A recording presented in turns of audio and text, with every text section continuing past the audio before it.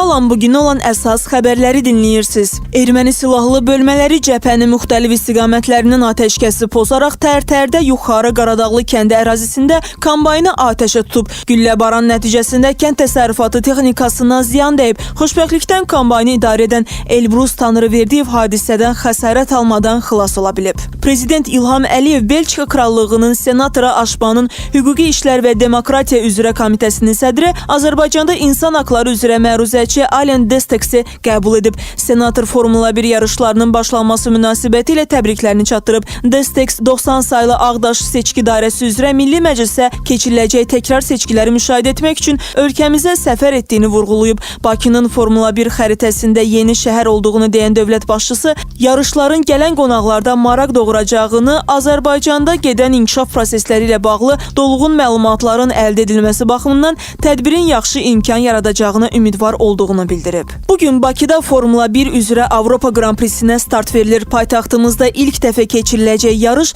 məşhur pilotların avtoqraf sessiyası ilə başlayacaq. Ardınca GP2 və Formula 1 pilotları treklə tanış olacaqlar. Saat 15-də GP2 üzrə seçmə mərhələnin startı veriləcək. Günə Chris Brown'un konserti ilə yekun vurulacaq. Bakıda baş tutacaq 8-ci mərhələyə əvvəlki kimi 11 komandanın tərkibində 22 pilot qatılacaq. Qeyd edək ki, 7 mərhələdən sonra Nico Rosberg 116 xalla birincidir. Konstruktorların yarışında isə onun idarə etdiyi Mercedes liderlik edir. Bakı şəhər halqasının uzunluğu 6 km, dövrə sayı 51, döngə sayı isə 20-dir.